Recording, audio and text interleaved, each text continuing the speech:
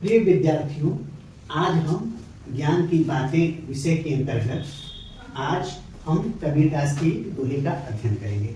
जैसा कि आप जानते हैं, कबीरदास जी तो बहुत पढ़े लिखे थे नहीं, लेकिन उनका जो ज्ञान का स्तर था यह बहुत ही उच्च कोटि का था और उन्होंने अपने ज्ञान के माध्यम से हम मनुष्यों को बहुत सारी समस्याओं से, जब हम जीवन संघर्षों में फंस जाते हैं और कोई मार्ग नहीं सूझता है, तो हम इन महापुरुषों के द्वारा दिए गए ज्ञान को पढ़ करके और अपने जीवन में आने वाली समस्याओं का निराकरण करते हैं। ठीक है, तो आज हम बताते हैं आपको कबीरदास जी के दोहे के विषय में। ऐसा यह संसार है जैसा सेमल फूल, दिन दस के व्यवहार में झूठे रंग न फूल। अर्थात सेमल फूल, अब सेमल एक प्रकार का पौधा होता है, इसको जो हम कहते हैं जिससे हमको कॉटन प्राप्त होता है। कॉटन ट्री, एक्चुअली में सेमल जो होता है यह कॉटन ट्री होता है और इसका फूल दिए गए ज्ञान को पढ़ करके और अपने जीवन में आने वाली समस्याओं का निराकरण करते हैं। ठीक है, तो आज हम बताते हैं आपको कबीरदास जी के दोहे के विषय में। ऐसा यह संसार है जैसा सेमल फूल, दिन दस के व्यवहार में झूठे रंग न फूल। अर्थात सेमल फूल, अब सेमल एक प्रकार का पौधा होता है, इसको जो हम कहते हैं जिससे हमको कॉटन प्राप्त होता है। कॉटन ट्री, एक्चुअली में सेमल जो होता है यह कॉटन ट्री होता है और इसका फूल जो होता है देखने में बहुत ही सुंदर लगता है। अगर आप देखें इस सेमल के फूल को तो वह बाहर से इतना सुंदर लगता है कि मन जो है अनायास मंत्रमुग्ध हो जाता है उसको प्राप्त करने के लिए। लेकिन समस्या क्या, बात को समझिएगा, वह लालिमा कलर युक्त होता है।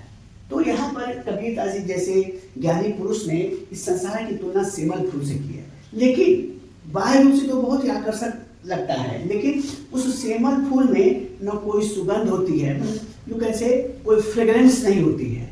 देयर इज नो फ्रेग्रेंस, कोई सुगंध नहीं होती है, कोई गंध नहीं होती है, वह सिर्फ देखने में ही सुंदर लगता है। ठीक है, तो उसी प्रकार यह संसार है, देखने में तो बहुत ही आकर्षक लगता है। यह घर, ये गाड़ियाँ, ये बंगले, संसार बहुत ही आकर्षक, अट्रैक्टिव लगता है कि यह संसार में बहुत ही आनंद है, लेकिन सच्चाई उस यह सेमल फूल के समान होता है। इस प्रकार सेमल फूल देखने में तो बाह्य आकर्षण बहुत अच्छा लगता है, लेकिन कुछ होता नहीं है। अगर उसे फल प्राप्त होता है तो खाने लायक भी नहीं रहता। ये ना सोचिए कि आप उसको खा लेंगे, क्योंकि जब वो फल बनता है तो वह आम का नहीं, रुई का फल होता है, जिससे सिर्फ आप जो रुई प्राप्त करते हैं, कॉटन।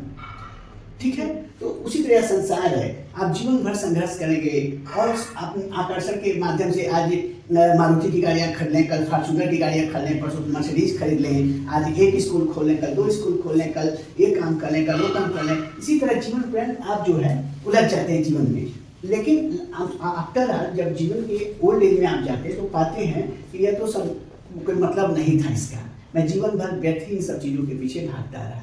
खैर, तो यहाँ पर कबीरदास जी ने सेमल फूल के समान इस संसार की तुलना की है। जिस प्रकार सेमल फूल में ना कोई सुगंध है और ना कोई उससे कोई फल की प्राप्ति होती, ठीक उसी तरह यह है। और दिन दस के व्यवहार में हम जो मनुष्य, जैसे अब व्यवहार क्या है, लोकाचार, जैसे आते हैं लोग, मिलते हैं, प्रेम दिखाते हैं, सम्मान देते हैं, सब कुछ करते हैं, लेकिन जो झूठा रंग है उनका, जो बाह्य रूप से दिखाते हैं कि I will well research, I want that you should do good for in your life, लेकिन अंदर से वो जो है उनका जो झूठा रंग है, छल कपट, धूर्तता, ये सारी चीजें अंदर ही अंदर रहती हैं और उनका जो है वह मूल रंग होता है।